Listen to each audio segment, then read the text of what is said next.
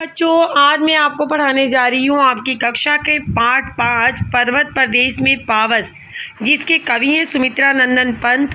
उनकी जीवनी। पंत जी हिंदी के नवीन विचारधारा के प्रवर्तक कवि के रूप में पहचाने जाते हैं। इनका जन्म 20 मई 1900 को उत्तराखंड के अल्मोड़ा जिले के कोसानी गांव में हुआ। मृत्यु 28 दिसंबर 1977 में। जीवन परिचय। सुमित्रा नंदन पंत एक ऐसे कवि थे जिन्होंने 7 साल की बाल्यावस्था में कविता लिखकर सबको आश्चर्यचकित किया। इन्हें स्कूल में कविता पाठ के लिए पुरस्कार भी मिला।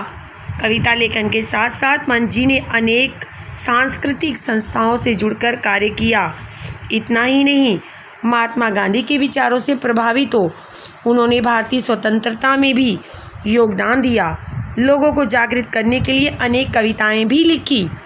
रचनाएं मीणा, पल्लव, युगवाणी, ग्राम्य, स्वर्ण किरण, कला और बूढ़ा चांद आदि। भाषा शैली। सुमित्रा नंदन पंत ने अपनी रचनाओं में खड़ी बोली के साथ साथ संस्कृत के शब्दों का प्रयोग किया है। इनकी लेखन शैली की विशेषता है विषय को उपमाओं से सजाकर सरल और प्रभावपूर्ण बनाना। रस। इन्होंने अपनी रचनाओं में उपमा, रूपक, पुनरुक्ति, प्रकाश, मानवीकरण जैसे अलंकारों के साथ साथ वीरस का प्रयोग किया है। इनकी रचनाओं में कविता छंद मिलता है।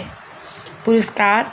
पंत जी को चिदंबरा के लिए 1969 में ज्ञानपीठ पुरस्कार, कला और बूढ़ा चांद के लिए 1960 में साहित्य अकादमी पुरस्कार मिला।